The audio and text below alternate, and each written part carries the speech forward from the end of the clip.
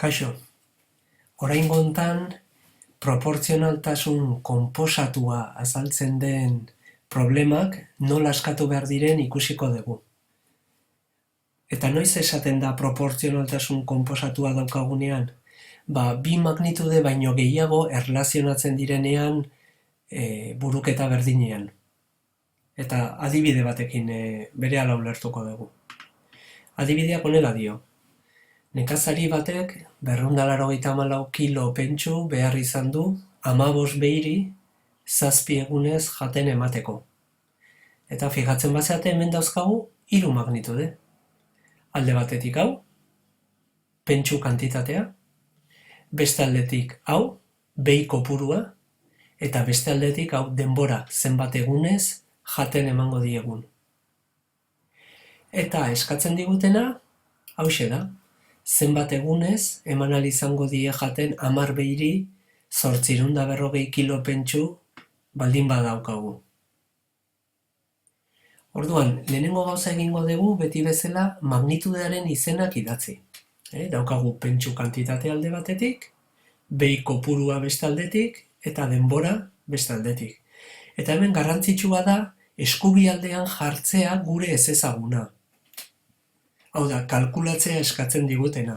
Esaten digute zenbat egunez, argi dago, kalkulatu behar duguna da denbora. Orain idatziko ditugu datoak. Lehenengo esaldiko datoak hauek dira. 284 kilogramo, 15 behi eta 7 egunez jaten dute. Eta galderaren datuak dira 840 kilogramo baldin badauzkagu eta 10 behi, zenbat egunez eman ahal izango diegu jaten. Datuak apuntatu ditugu eta orain egin behar duguna da aztertu magnitude hau honekin zer erlazio daukan, zuzenki proportzionala edo alderantziz proportzionala. Eta berdina hau, magnitude hau honekin. Eta egingo dugu banaka. Horretarako aurrena bat tapatu ingo dugu, adibidez hau erdikoa.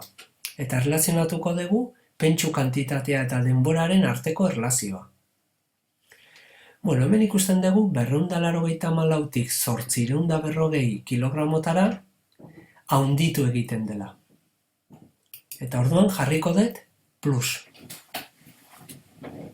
Eta orain denborarekin zer gertatuko da? 284 kilo 7 egunetan jaten badute 840 jateko beharko dute egun gehiago.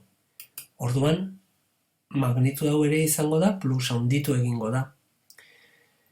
Fijatzen bazeate erabilide kolore berdea adibidez, azterketa hau egiteko.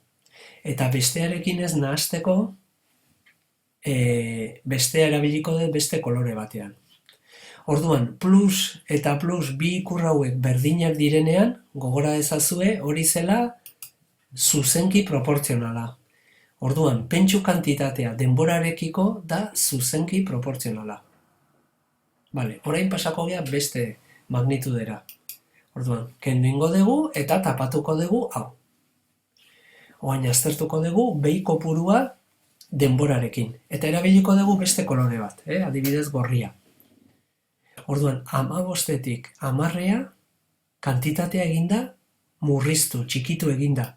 Orduan jarriko dut minus. Eta zer gertatuko da denborarekin?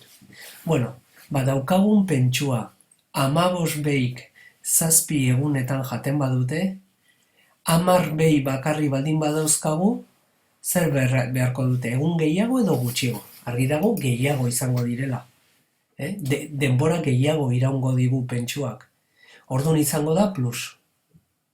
Fijatzen bazeate, hemen azterketa gorriz egin dugun azterketa honetan. Dakat alde batetik minus eta plus. Ikurrak ezberdinak baldin badira, da alderantziz proportzionala. Eta jartzen dut hemen gainean.